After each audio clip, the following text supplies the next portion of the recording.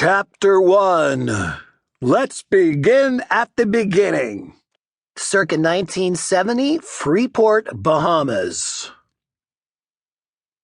It's hot.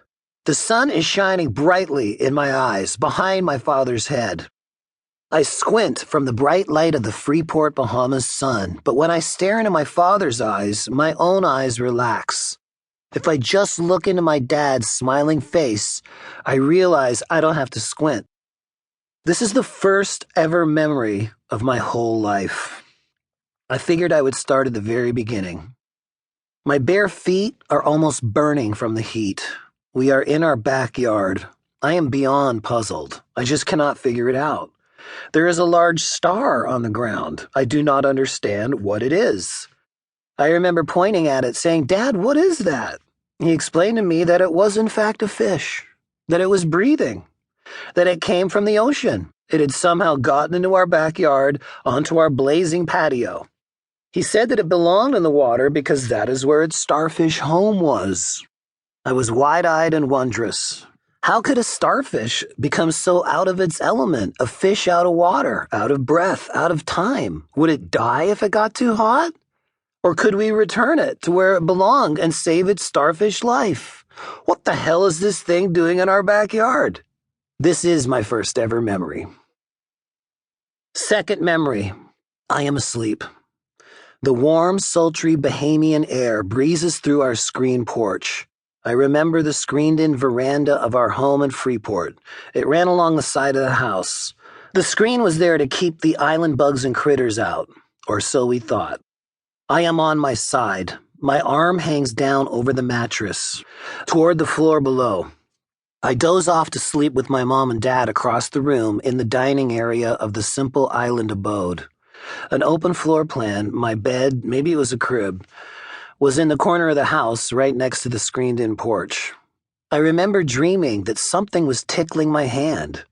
I slowly open my eyes out of my slumber and see my parents sitting around the dining room table laughing and talking. There is a single light on above them, while the rest of the room where I slept was dark. The dream continued on for a long time. It seemed so real. I remember thinking, wow, this really feels like something is tickling my hand. I open my eyes again. I look under the bed. The whole side of the bed and the floor below is covered in bright red blood. My hand had been dangling over the bed, and at the end of my wrist, where my hand started, is a gigantic rat. The rat was eating my hand.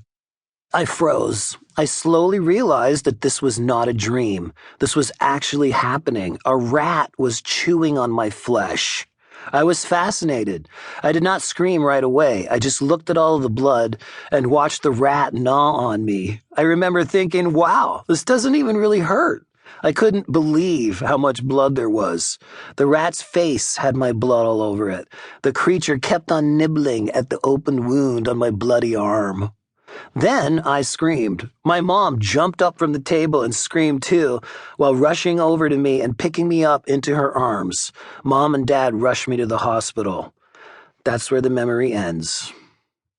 In my third memory, it is still hot. We are still in the Bahamas.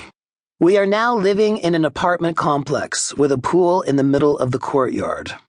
My father and I are swimming. It is raining. It feels amazing, swimming in the cool water in the tropical heat of the early evening with the rain coming down, creating rivulets of water on the pool's surface. Dad says, "We have to go in now." "Why?" I say. "Because if lightning strikes the pool, we both get electrocuted and die." Okay, Dad, time to go inside. This next fourth memory I can recall of my life was told by my father to all assembled at my first wedding, to the shock of many friends and family who were present that day. My mom and dad had gone out for the evening. They had left me in the care of an elderly Bahamian woman. I only have flashes of memory of this particular night.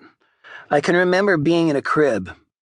After my mom and dad left, the lady had brought over some of her friends, unbeknownst to my parents.